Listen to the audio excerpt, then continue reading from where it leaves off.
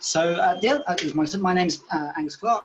I'm a mechanical engineer working at Imperial College London in robotics. And today I'm going to be talking to you about rapid prototyping, specifically additive manufacturing, and some of which you've covered already, and hopefully there'll be some new stuff there as well. And then specifically how we use that kind of technology in the robotics sector, which hopefully should be rather interesting. So a bit about myself to start with.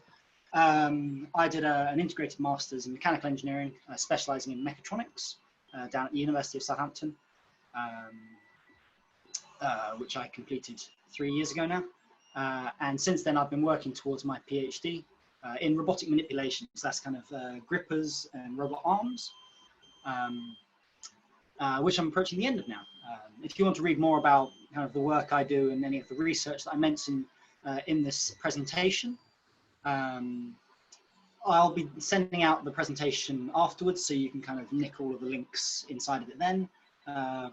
Specifically these links here if you want to go read any of the papers that you might find interesting.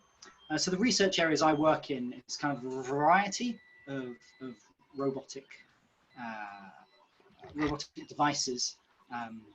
And so I've listed some of them here. So exoskeletons and prosthetics, that's kind of talking about health robots, and that's covered also by medical and surgical robots. I already mentioned robotic manipulation and grasping. So this is my personal area. So this is kind of the focus of my PhD. This is grippers, so end effectors we call them, and arms as well. These kind of more industrial designs, so pick and place jobs. A bit of the kind of newer research on soft robotics. This is kind of talking about silicon-based robots and the advantages that they can have. And that kind of ties in nicely with variable stiffness robots, kind of making up for some of the losses that soft robotics provides. And then finally, extreme environment robotics. And this is kind of a personal interest, this one. It's all about robots where they shouldn't be, or robots where they're not very good at being. So this is kind of space, underwater, disaster robotics. So this is sending robots into earthquakes. It's very easy to set up a robot in a warehouse. Actually sending them out into what we call unstructured environments is a bit more complicated. So what I'm going to talk about today, we're going to start off with rapid prototyping and why we bother doing it, and what's so important about it. We'll have a look at some, or hopefully all, of the additive manufacturing methods, some of which you'll have touched on already, some which hopefully will be new and interesting, the application of these in robotics. And then at the end, we're going to go and talk a bit about the future of additive manufacturing, what we're going to see over the next 10 years, and where we see this technology developing. So to start us off, I'm going to present a situation to you.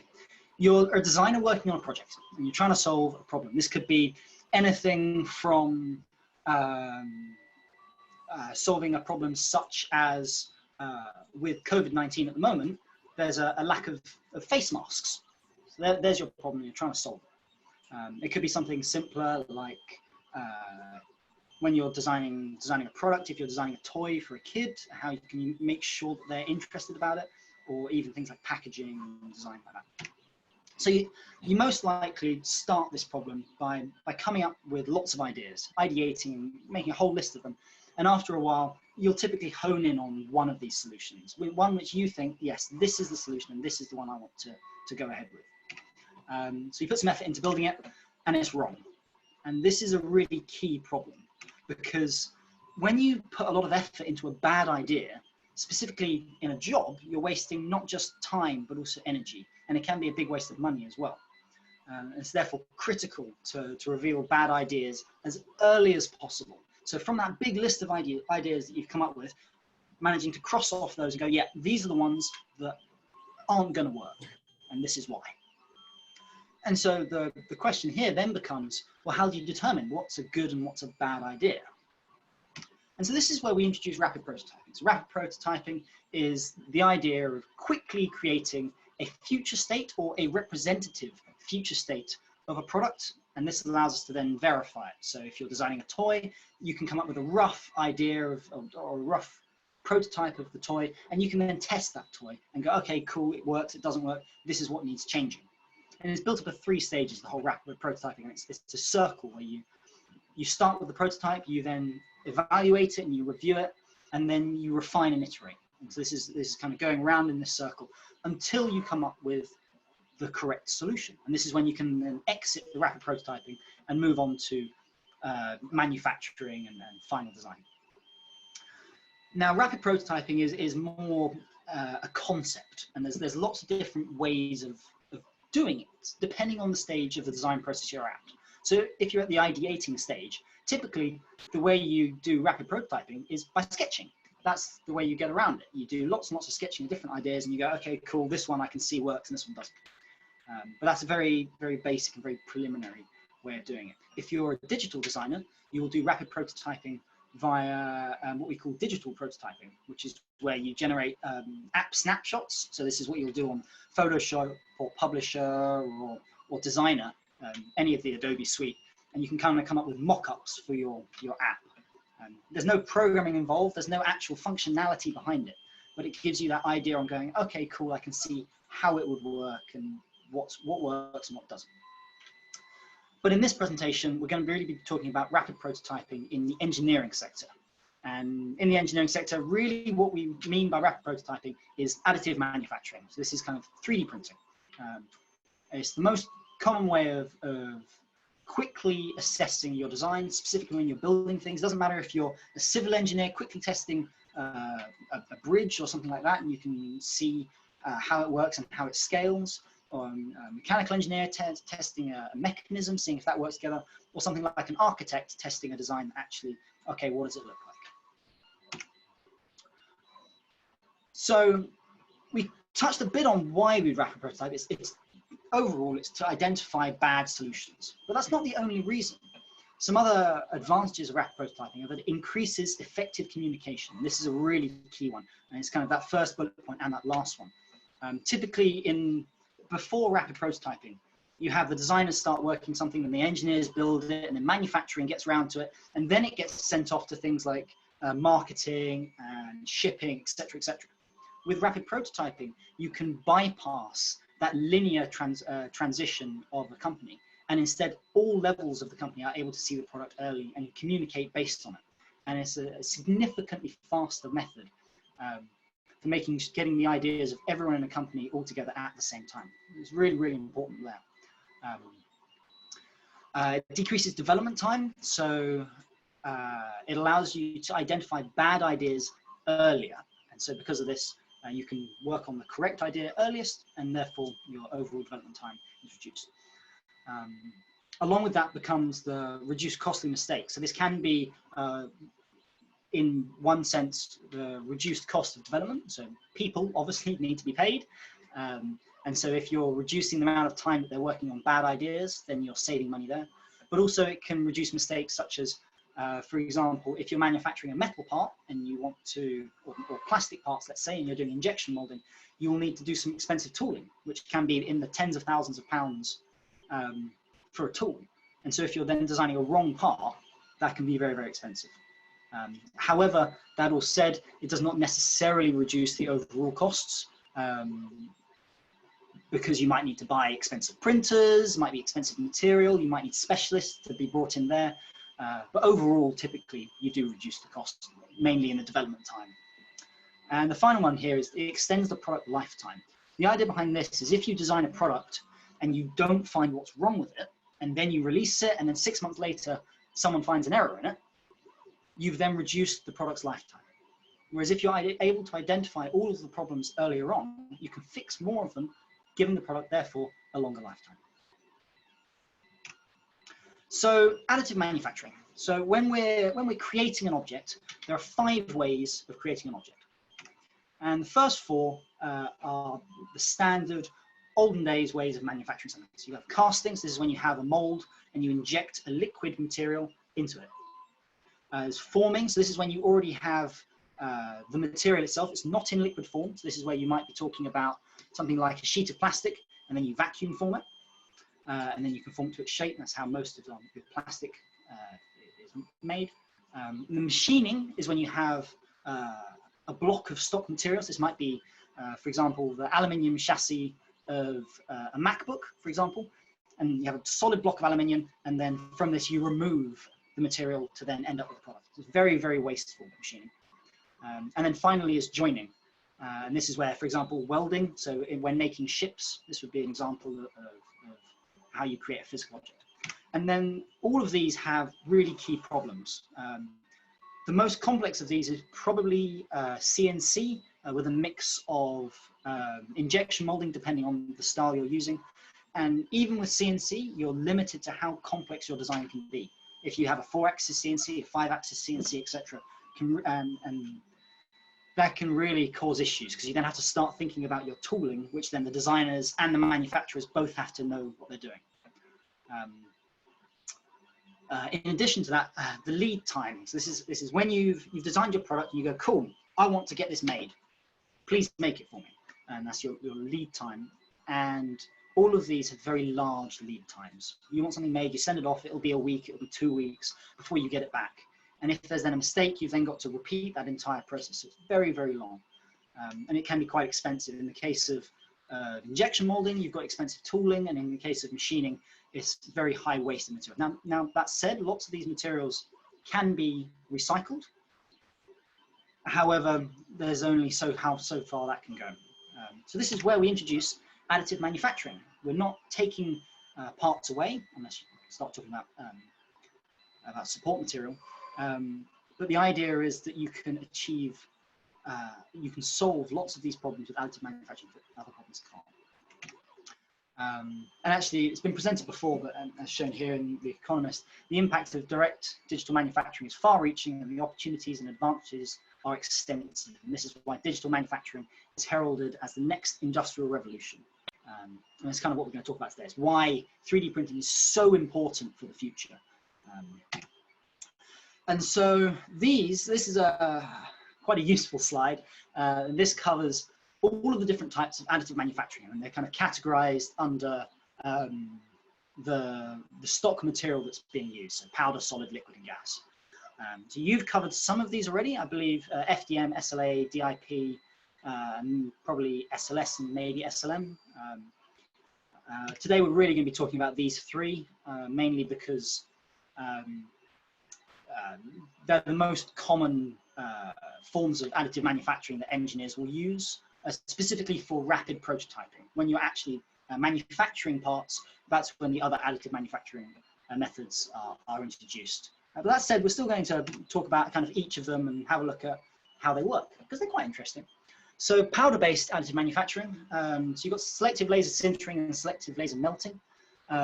Very similar methodologies where you have a powder-based substrate and you use a laser to either sinter, this is when you kind of just bond them ever so slightly together, or melt them entirely and then they form together. Selective laser melting is for metal, selective laser sintering is typically for plastics or nylon. Both very high accuracy. Problem with SLM is that your parts shrink, because when you're melting beads, then the air gaps disappear between them and your part ends up with shrinkage. Whereas selective laser sintering doesn't have that. The only problem being then you do have cavities inside of your product. Laser engineered net shaping is a take on metal 3D printing. It's very similar to FDM, so this is your kind of fused deposition modeling printing, so with normal plastic, where you have a nozzle instead of a laser, and through the nozzle is where the laser goes, as well as powdered delivery of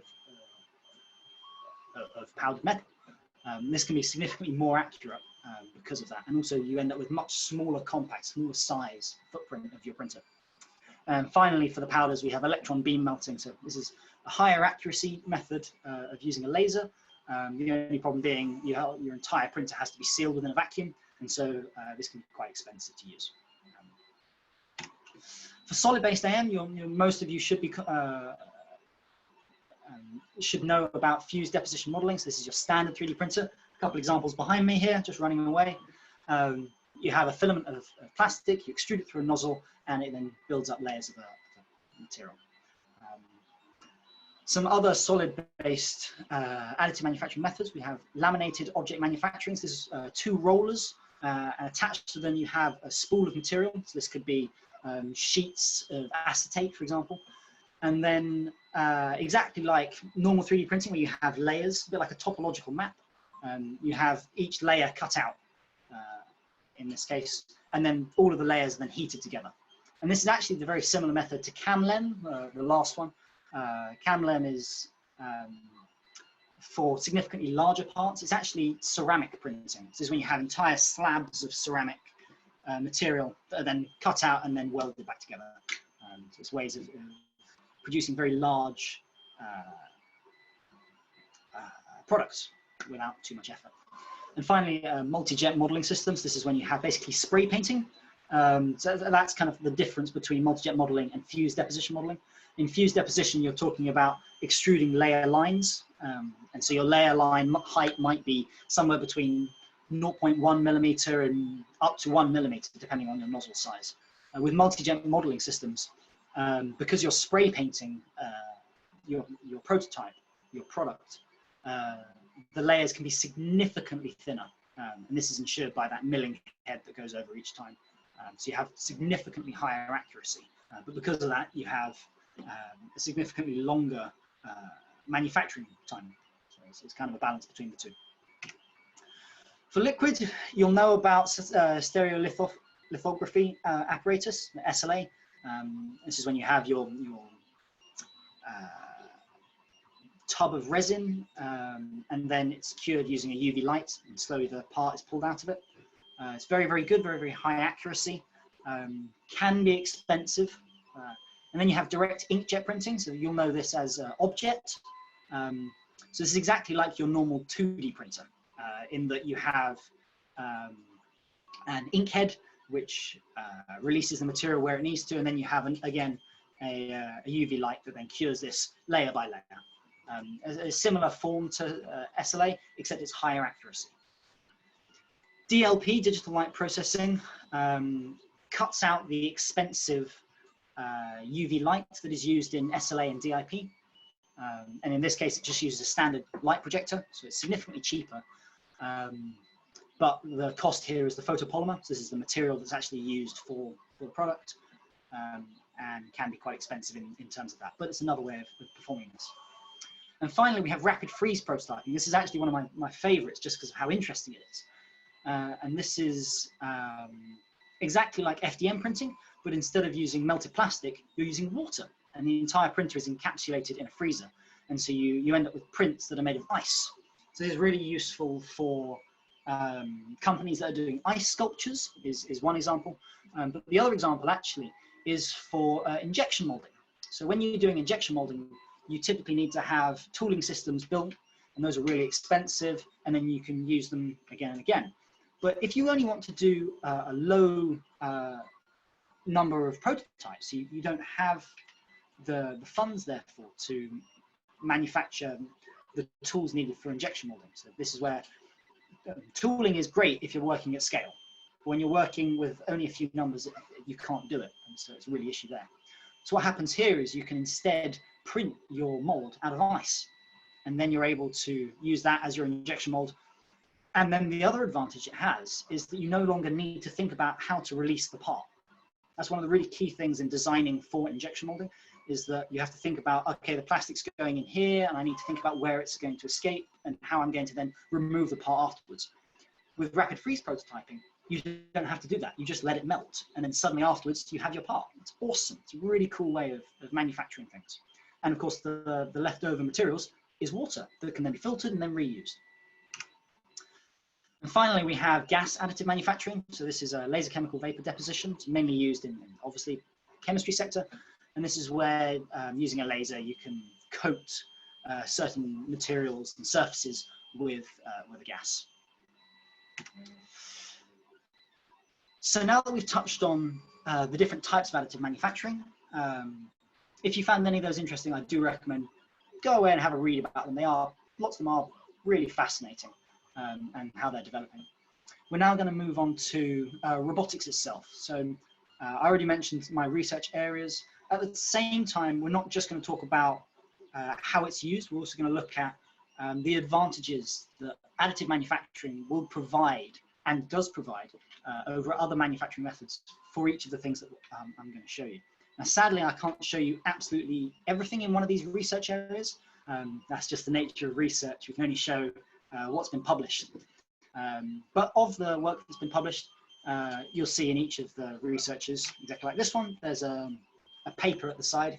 They're all hyperlinked, so you can just click on them and then that will take you to the research if you want to read more. So starting us off, part of my research focuses on something called reconfigurable robots. So this is robot arms for industry where you can reshape the robot. The idea being that by reshaping the robot, you can achieve different configurations and topologies, and this allows you to then achieve a new workspace and achieve new goals.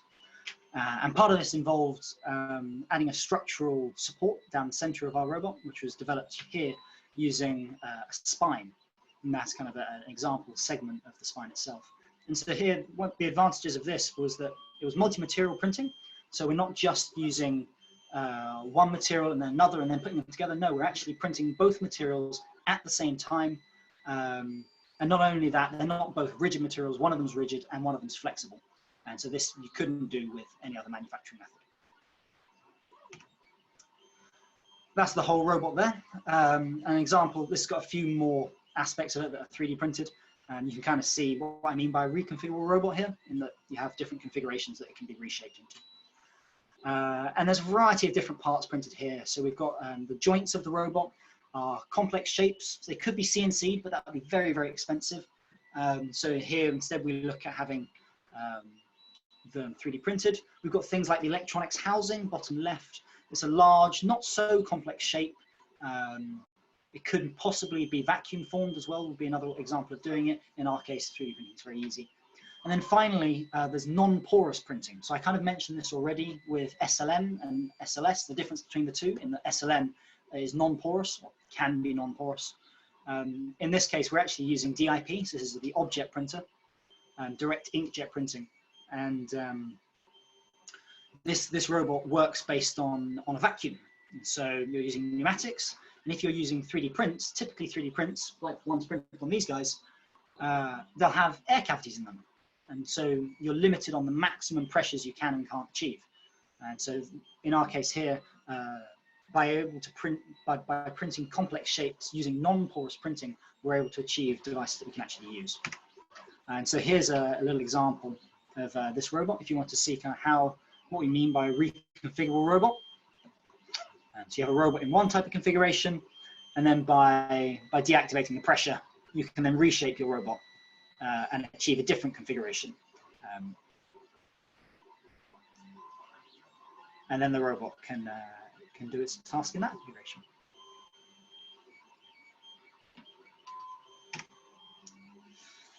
Moving on to a different type of manipulation, we're starting to talk about grippers now. So instead of arms, we're moving to the end of the robots. This is your end effector. And there's two different things here. There's manipulation and there's grasping. I should clarify the difference. So grasping is when you have an object and you grasp the object. This is a grasp, great, you're done. Manipulation is when you've already grasped the object and you then want to move the object within the hand. Very, very key difference between the two. Grasping, very, very easy, depending on the object, but most of the time, very, very easy. Specifically, if you know the object ahead of time. So if it's structured grasping, very, very easy. Unstructured grasping, slightly more complicated. Manipulation by itself is an entire field of robotics by itself, and it's very, very complicated. In this design, what we were looking at is, again, multi-material structures. Again, we're using flexible structures that can then bend. And here we've also actually got some transparent parts. So this is more aesthetics for behind the product. As an example here of showing exactly how this technology works. So this is a frictional surface, a bit like the friction of your skin. So if you ever you leave your hand in the bath for too long, you can then see your skin goes all wrinkly. The idea behind it being that it increases in friction. It doesn't actually, but that's kind of, there's many theories about that. In this case, we're looking at the same principle. I'll play that again, in that you have one structure is available and then it can transform using an origami folding method, and then you achieve a different level of friction. And so this allows you to have both sliding motion inside the gripper, as well as rolling, because then your friction's high enough. And this wouldn't have been possible without 3D printing, because you're then able to use both types of material at the same time. Another interesting area is human-robot interaction. So this is where we have humans actually directly interacting with robots. So I've already mentioned manipulation and robot arms. Typically, those will all be locked behind a big cell, and you can't go anywhere near it. With human-robot interaction, you're actually trying to do the opposite. You want to interact with humans, and that's kind of the whole aim. And the idea behind this project was that when you interact with a human, when you first meet a human, the first thing you do is you shake their hand most of the time. And so why don't we do that with robots? What's the difference there? And what allowed us here with 3D printing is actually the customization. So if you were all to give me a thumbs up, you'd actually notice that some of you have a thumb that goes straight, and some of you have one that goes slightly bent backwards. This is an evolutionary kind of difference between humans. Lots of people have it one way, some have it the other way. And there's other things such as the way your fingers bend and the size of your hands and the comparison of your finger length to the size of your palm. All of these are very, very varied between humans, more than you think. And what 3D printing allowed us to do here is to customize the hand itself and direct it towards who it was needed. With prosthetics, again, we're looking at customization. We're looking at complex parts. So here it's quite intricate. This hand is the same size as my hand. So it's quite small when you think about the intricate parts for it. And actually the aim of this project was low cost. Most prosthetic hands are £50,000, £100,000 for a decent prosthetic hand that actually has actuation of all fingers. The idea behind this project, again, was to achieve that kind of dexterity at a low cost, which can't be done in terms of developing these complex parts without 3D printing. Finally, we have extreme condition robots. So I already said these is kind of for robots where they shouldn't be. In this case, it's underwater. So this is a turtle-inspired robot for underwater navigation and mapping. Again, we're looking at non-porous printing. You can't have your parts go underwater and then suddenly fill with water. You increase the weight of your system, and actually your buoyancy calculations will be off. And again, we're looking at complex shapes. This specific product has what we call mechanical intelligence built into it. So this allows it to achieve certain movements in certain mechanical movements without the need for the actuation behind them, just through the design. This was printed in SLS, this sintering. There's a rough idea of the size of it. It's quite a big robot. And then here's actually a video of it working underwater. You see it kind of fins itself along. Rather adorable, I think. Now to finish, I'm going to touch on kind of what we expect in the future. Where is additive manufacturing going? This I've roughly done on a scale of the next 10 years. And there's two different areas that actually we can see improvements in. There's general areas, so these are kind of your small improvements, and then there's significantly larger areas. So for our general areas, you have the standard issues of printing. So one of those being surface finish. As you can see in that image, it kind of looks a bit like a topological map. And this is one of the issues with printing, in the idea that when you design a product, you CAD it up, you have to add tolerances. And when you 3D print, you have to consider those tolerances. And things like surface finish, you have to really make sure you get those right. If you have parts mating together, if they're not right, then you've got issues. An example of actually improving the surface finish through something called non-planar 3D printing. It's a really fascinating piece of research, been released in the last 6 months or so, all about how to achieve much smoother surfaces, kind of removing that topological map. So there's lots of improvements to be made there. And then there's the paired improvement between accuracy and speed. And actually, if I zoom in here, you can see the difference between the same product. And you can see as we go from left to right, we're increasing in speed. And so you'll have faster prints on the right-hand side and slower prints on the left-hand side. And it's this balance that you've got to achieve between having a high accuracy part but also achieving it nice and quickly. And we expect over the next 10 years for this to significantly increase. And accuracy will improve further through more robust printer designs and things like hot ends if you're using something like FDM. And then you have speed as well. So this is making products lighter.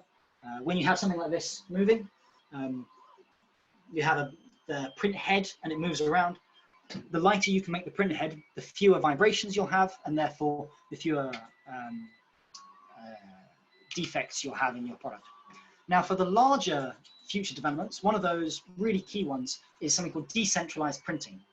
And so you're probably all common enough with 3D printing. You know of 3D printing. Some of you might have 3D printers at home.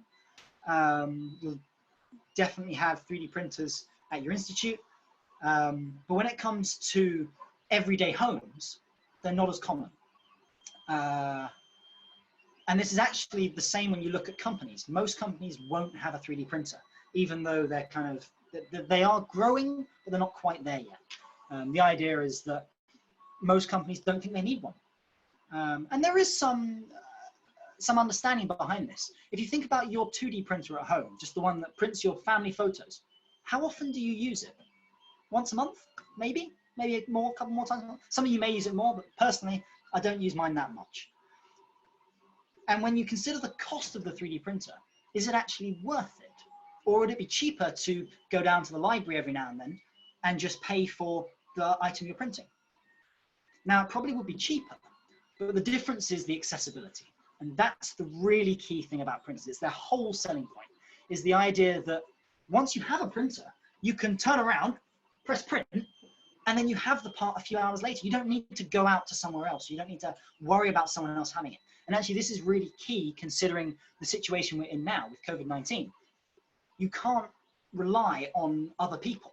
The second you have someone else in your supply chain, if that person goes down, your supply chain is affected. And if you can maintain parts of your supply chain yourself, it's significantly better. What this actually means for the printers themselves is that we're going to look at seeing much more plug and play printers, so significantly easier to use printers. They'll be smaller, they can fit on your desk, and ideally be cheaper. It doesn't necessarily mean they'll be better. It means they'll be good enough. Exactly the same as if you want to print out your family photos that you've got from your digital camera, you probably won't print them out from your 2D printer. You'll send them off to the photo store to get them professionally developed. And that's kind of the level of quality that you're looking at between the two. Another really cool development is recyclable prints. So if at the moment you print something, it's out of plastic, it's probably PLA, PETG, ABS. And if it breaks or if it's not perfect, you put it in the bin. And that's about it. Now this device has actually just been sent up to the International Space Station. And you can see there, that's a wrench that they printed in space. And this specific device has recycling built into it. It's not perfect, but it's working on that development. The idea being that you no longer need to throw things away. If you think about a standard soda bottle, like a Coke bottle, it's made of PET plastic, it's perfectly recyclable plastic. And something like 5% of them actually get recycled. You maybe use one in your bag and you use it for 3 days, and then it gets crumpled or damaged and you throw it away.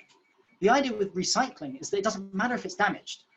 You can then shred it back down and then print something else about it. Hell, you could print the same bottle, but just in its redesign.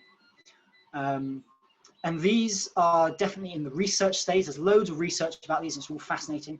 There's no real products for these. There are some that are trying to get there, but there's lots of problems with them. And they're quite big as well. Once you have the full setup, you're talking about kind of a desk-sized device. When you consider things like you've got to shred the plastic and then actually extrude it. And that's it. And finally, the other really key development is integrated electronics. So it's one thing to order a metal part and get it CNC machined and then sent to you. It's another to order custom PCBs. It can take just as long, if not longer. And this can really be an issue, specifically if you're designing a product and you want a really simple circuit inside of it. Maybe you just want some lights or sound to go off. So it's not actually a complex circuit, but you don't want to have to go off and order custom PCBs just for your really simple design. And the idea of this is that our multi-material printing is improving better and better. And this already exists, but not quite at the same level that current multi-material printing exists. And this means that we also can look at more complex designs. So 3D printing by itself allows fairly complex designs that aren't possible to be manufactured in other ways. With integrated electronics, you no longer need to consider a 2D form of your circuit board. And there are developments working in this with machine learning that you can design your circuit board, okay, I want my LEDs to go here and a battery to go somewhere here. Do the circuit board for me, and it will find an optimum route for your circuit board within your product. It's a really, really cool way of doing it without having to worry about where it all goes. I know that was a lot of information. Thank you very much for making your way through it. Are there any questions?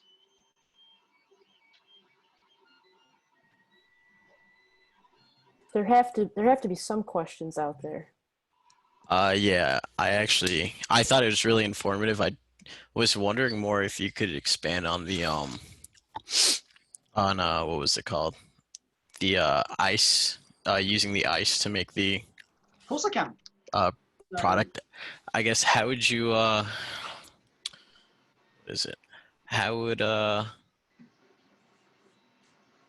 guess in terms of expansion, how have they been able to take that into consideration? Is it just like like a specific it's just water that they're using, right? Yeah, so I think the question you're asking is, we know that water expands when you freeze it. Mm-hmm. So that obviously needs to be taken into consideration when you're printing. Mm-hmm. And you're right, that absolutely does need to be taken into consideration. Sadly, my research isn't in this area. I know as much as I can about it, but I don't work directly on it. But you're right, it does have to be considered. So, and that then allows you to produce your accurate parts for actually producing the part itself. So, for example, if we're talking about, let's say, injection molding, this doesn't necessarily have to be plastic, actually. There are one of the really interesting industries for 3D printing is the food industry. So there's, if you can Google, pizza printing and chocolate printing are both two quite popular designs. With this, it's chocolate printing is one of the ideas, in that you can take liquid chocolate, which you can then pour into an ice mold in a freezer, and then it will mold itself and then melt it away. I'm not quite sure how that all works without melting the chocolate, but yeah. The really cool thing about the ice printing is that it's meltable supports, and that you can just dissolve your mold. Even with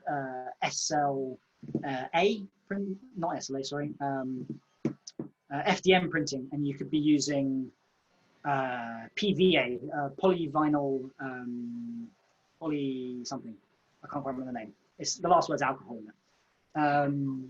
That's a water dissolvable material, and it's great. You can print it with these guys, and then it dissolves in water, but it doesn't dissolve perfectly. It still requires post-processing, and lots of these different technologies require post-processing. And that's kind of a really key problem. It's one of the actual nice advantages of RFP. It doesn't require that. You just melt it and you're done. Looks like there's a question from Alexis. So I know that one of the issues with 3D printing is like porosity and incomplete fusion between layers. Yep. I'm wondering if you could talk about that and, like, I don't know, splitting along planes, things along that line. Yeah, so one of the interesting research topics with 3D printing is, of course, accuracy. And if you were to print a solid block that has holes in the XY plane and then a hole in the ZX or the ZY plane, your holes would have different tolerances on most 3D printers. And this is because typically your accuracy in the Z-axis is almost always more accurate than in your X and Y plane. Now you can improve your accuracy in the X and Y plane by printing, for example, with smaller nozzles. If you're using, for example, FDM, with something like SLA, it's about talking about how accurate your laser is. So when we're looking at electron beam melting, your beam that you're actually melting the material is much smaller, and so you can achieve much higher accuracy there. With porosity, there's a lot to talk about porosity. And this can, with liquid-based additive manufacturing, it's significantly better. So both DIP and SLA don't necessarily have this issue as much. They can withstand significantly higher pressures than you'd see from other printers. That said, they're significantly more brittle. And that's just due to the type of material that's being used. Yeah, the problem being with something simple like FDM, there's only so high an accuracy that you can achieve before. It's that balance between accuracy and speed. And most of the time, if you know your printer and you go, okay, I know that all of my holes are gonna have a 0.5 mil deficiency, great, I'll just increase them all by 0.5 millimeters. That's a really cheap way of solving that. My personal trick, if you want to do cheap printing but want accurate holes, is print the holes smaller and then use a drill, because you know that the drill will get it exactly the right size. That's the easy way of achieving accurate holes. Again, it's post-processing, but depending on your part, it's not too bad to do. Looks like Lance has a question.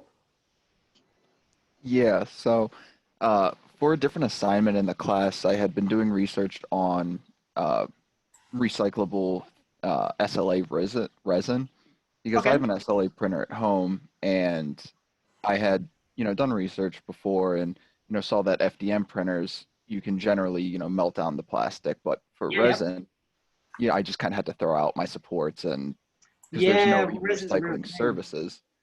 Do you see recyclable resin kind of coming into the more commercial use in the near future? Possibly. So the best resins are dissolvable, and this allows you to kind of specifically, if does your printer use two materials, or is it just a single material with supports? It's just single material. Yeah. So talking about single materials, I don't know of any research specifically with SLA that's looking at those recyclable. The research I do know is when you're actually using multi-materials, and then you can have your supports made of a different material, something that's possibly water dissolvable or ethanol dissolvable, and then you're able to recover the chemicals from this, and then that's kind of your form of recycling. It's not quite the same because, of course, your product, if it's your rapid prototyping, so you're probably going to make multiple prototypes, and you'll probably have to bin lots of those anyway. I actually don't know of a recycling method. I mean, with FDM, as you mentioned, it's a complicated method in that it's simple when you talk about it. So you take your part, you shred it down to pellets, you melt the pellets, and then you extrude the pellets. But achieving consistency at all of those stages, so shredding apart to consistent pellet sizes, is very difficult. It's significantly more difficult than you think it is. And then melting it and constantly extruding it at the same time is, again, really difficult to do. My guess is we'll have to achieve that first in the kind of the caveman style of FDM before we can even start thinking about SLA, which is a shame. Alex has a question.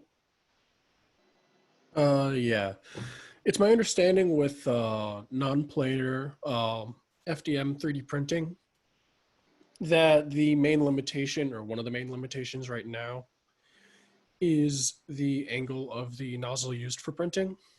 Yes.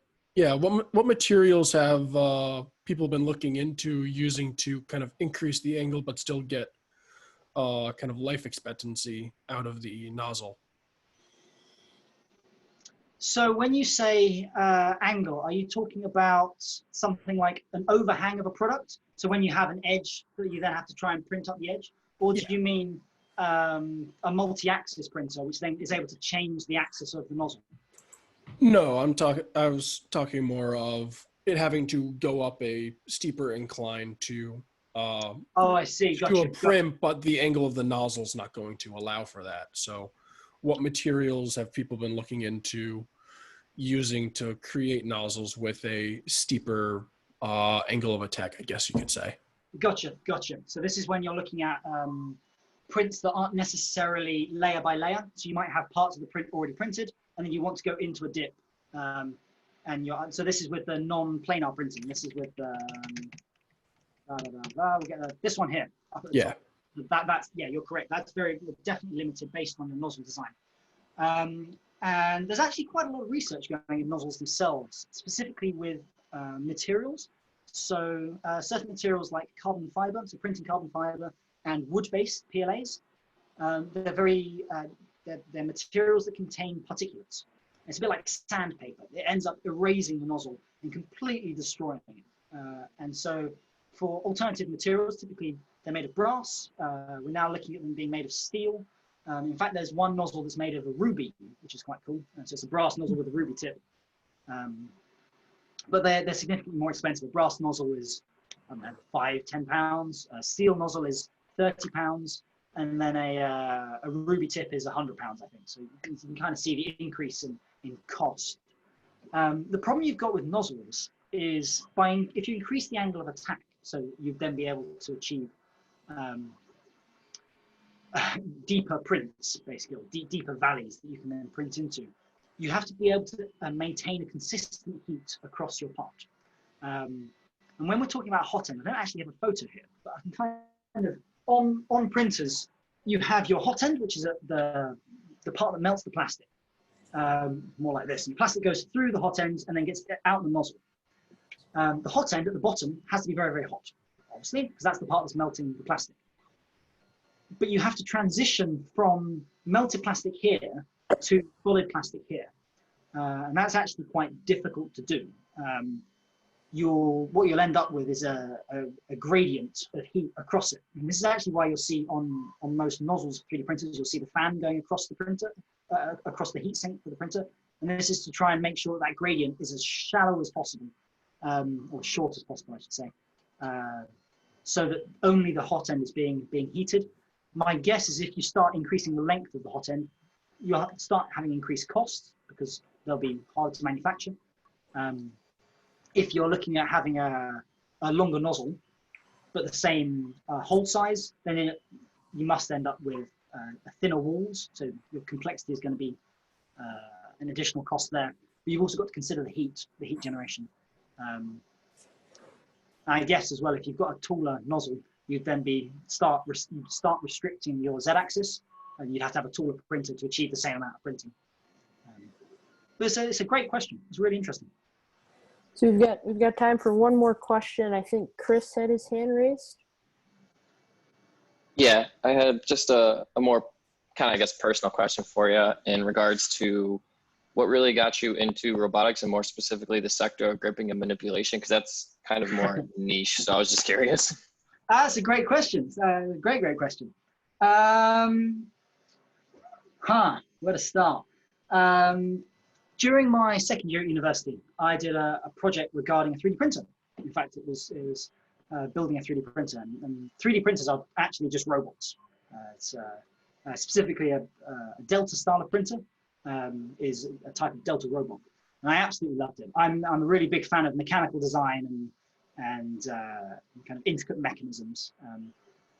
And so that kind of got my interest into robotics, and then I focused that towards the end of my degree onto bio-inspired robotics. That was that turtle. And actually now I'm more interested about, I guess it sounds silly to say, but do-good robotics. So this is your kind of disaster relief robotics. It's what we call aid robotics.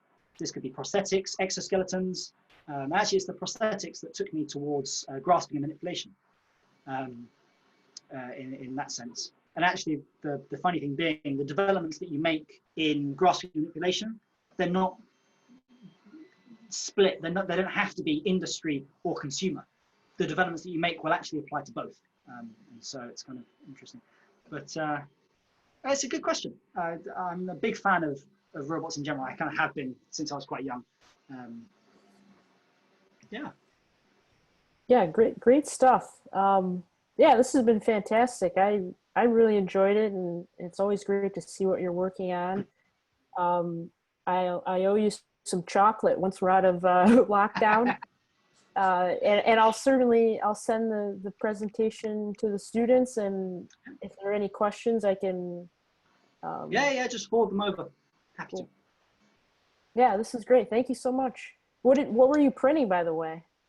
I'm printing two different things. Some of my research and some of my students' research. So the problem we have, obviously, with COVID-19 is that none of the research labs can do any work. And being a physical-based lab, where we build robots daily, that is what we do.